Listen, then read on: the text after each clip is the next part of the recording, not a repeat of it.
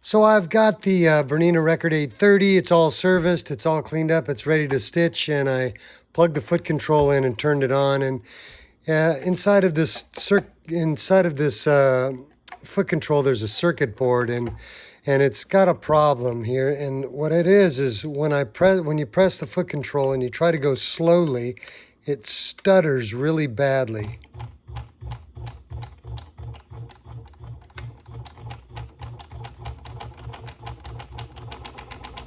When you get up to a certain speed, you can't really tell, but at the slower speeds, it's just really terrible. So what I need to do is just take it apart, take the circuit board out, and fix the circuit board, and it'll have a nice, smooth speed. So to repair this, this is a Type 232 foot control. If you look on the bottom, a 213, it doesn't have a circuit board. There are other circuit boards that are very similar to this, and they just have different components and capacitors, because that's what we're after here. So what we're going to do is we're going to start by just removing the 4 screws on the bottom. And I got to tell you right now, if you're not careful getting this circuit board out of here and putting it back in, you can break the carbon pin tracers. If you break a carbon pin tracer, you're going to have to buy new ones, and it's a hassle to change it, so just be really careful. So this is the cover here. Circuit board's right here. What you have to be careful with is when the foot control moves, this arm here slides up and down on these contact plates, and what slides up and down on them are these tiny little pins. They're carbon pins. They're about that long. They're maybe 2 centimeters long, and they are made out of carbon like pencil lead, and they're specifically designed for this particular thing. And if you break one of them getting this out, you're gonna cuss and swear, and you're going to have to buy some new ones and put them in. And it's not that hard, but it's just a hassle that you don't want to have to do. So an ounce of prevention is worth a pound of cure. So what we're going to do is we're going to loosen this screw and take off this plastic piece that holds this board in place. And you can see that it's got a little notch in it, and it goes and it holds the board in place, and you put the screw back in. So I'm just going to set that aside. Now to get this out, what you have to do is push the foot control down like this, okay? And then carefully, very carefully, make sure that those carbon pins stay pushed up against those 2 plates. Push them in like this, and very carefully lift this out without touching anything. And this is a micro switch that turns the thing on. And when we get it back in, we're going to do the same thing in reverse. We're going to very carefully push those so they make contact, and then push the circuit board back into place. So I'm going to very carefully move it out. And now you just have to be really careful. So the offending part in this circuit board is going to be this capacitor right here. It's probably not going to be any of the other ones, and it's not going to be a resistor problem. The potentiometer is not going to be a problem usually. Sometimes I usually clean them out while I've got it. I've got some contact cleaner. It's just a regular old contact cleaner, and I'll spray some in there and clean it. So I just spray a little bit in there, and then turn this back and forth a few times just to kind of get it all cleaned up. And I'll get to that when I plug it back in and test it. So what I want to do is desolder this particular capacitor. And if you know how to do it, then I don't have to tell you. But this one has values. They always have values marked on there. This is a point. Here, let's get in there so you can see it. So when you look at the capacitor, it has 2 numbers that you're concerned with. The first one is the capacitance, and the other one is the voltage, and they're both marked on there.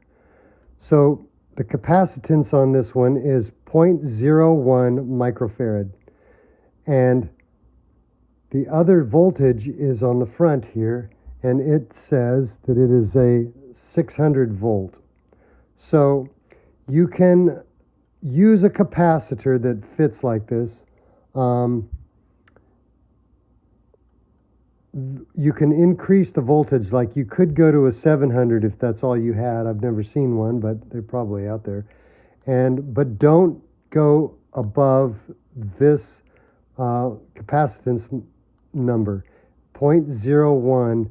Don't go to like a 0.1 or something like that. It's not okay. It's not going to deliver the same voltage, the same current. So I'm going to desolder this, and I'm going to place another one in there. The capacitor that I have on that one, let's see, let me grab one from I have a bag here with a bunch of them in here. And this is a metallicized film capacitor, okay? So this one is a 0.01. It's a 630 volts. So this one is 0.01, which is totally acceptable. It's the same. It's a 630 volt, which is fine. So it will work just fine. And the poles here, the two wires, are going to be the same distance as the two wires on the back. So they're going to go through like this. So what I'm going to do is I'm going to desolder these two. I'm going to pull it out, and I'm going to solder back in this capacitor here, and then I'm going to trim off the bottom if there's a little bit too much sticking through. Okay, so I've got this new capacitor soldered in. Looks great.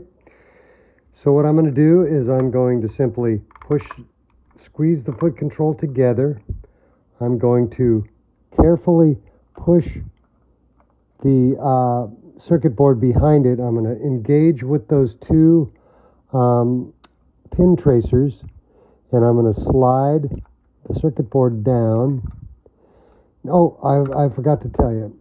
You got to make sure that this micro switch, the micro switch here, when the foot control comes down, this arm is going to push the micro switch down. So when the foot control is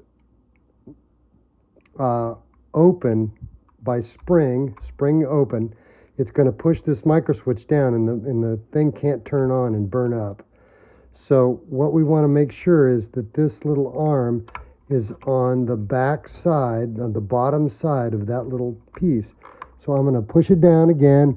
I'm going to push and make sure that these are engaged, and then I'm going to make sure that micro switch is below that little piece, and then I'm going to slide the circuit board in place and make sure that it's in the slot on the bottom, and on this side, and on the back side that it's in the groove, and it's pretty self-evident, and you can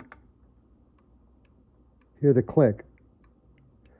So that's all you need to do. We're going to put this piece back on. We're going to put the screw back in, and then we're going to adjust.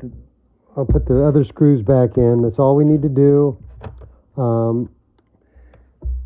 Make sure that everything's lined up and working.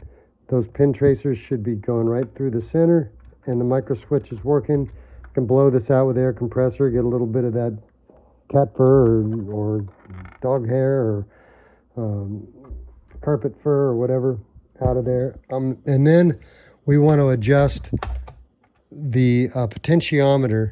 If this thing doesn't have if it's not visible, it could be bent. Be very careful with that. You don't want to break it off. They're like impossible to find.